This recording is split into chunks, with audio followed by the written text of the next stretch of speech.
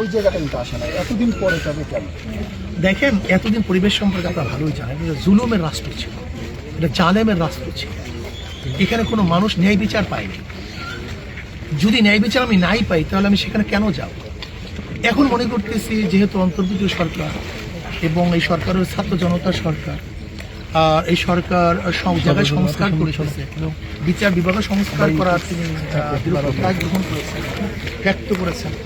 সেহেতু আমরা মনে করি যে আমরা যদি এখন মামলা করি, আমরা এখন বিচারের কাছে, বিচারকের কাছে যাই, তাহলে নিশ্চয়ই ন্যায় বিচার আমরা পাবো। যেরকম চিটাগাঙ্গে পেয়েছে এবং ঢাকাতে পেয়েছে, দুটো রেফারেন্স ক্লাস। কাজে এখন এটা আমাদের পূর্ব ধারণা সৃষ্টি হয়েছে যে অবশ্যই ইনশাআল্লাহ যেহেতু দুটো পেয়েছি একই কারণে যদি সেখানে পেতে পারে, তা আমরা পেতে পারবো না।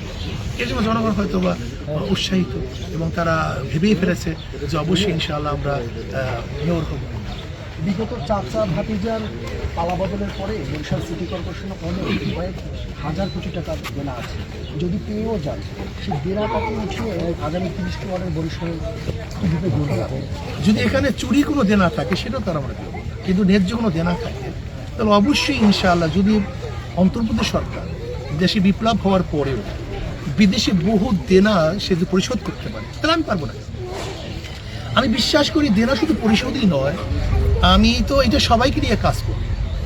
বরিশালের যত ভদ্র বিশিষ্ট জ্ঞানী গুণী আছে, আমাদের বরিশালের বহুত ভালো ভালো বিজ্ঞ লোকগুলি আছে, আমি খোঁজ করে বের করি।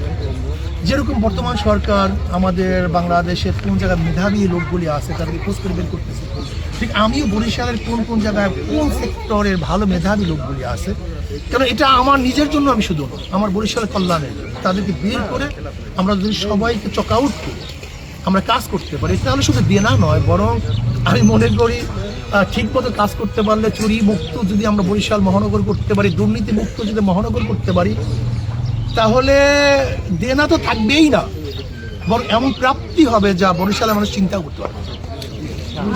সময় আপনার যে ইস্তেহার ছিল, যদি চেয়ারের আসনটা পেয়ে যান, সেই স্তরই কাজ করবেন না নতুন করে এজেন্ডা বাস্তবায়ন? সেই স্তর তো করবোই ইনশাআল্লাহ। নতুনভাবে সবাইকে নিয়ে যদি নতুন কোনো পরিকল্পনা প্রয়োজন হয়, সেই পরিকল্পনা আমরা নেব।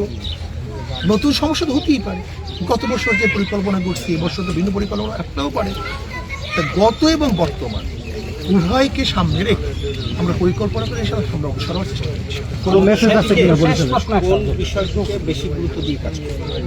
দেখেন, যে সমস্যা সবচেয়ে বেশি, ওই সমস্যার সমাধানের জন্য প্রথম চেষ্টা, এখন সেটা জনগণ নির্ধারণ করবে। এখন আমরা বলতে পারি যে এরকম জলাবদ্ধতা বিশাল একটা সমস্যা, এটাকে দূর করার চেষ্টা করব।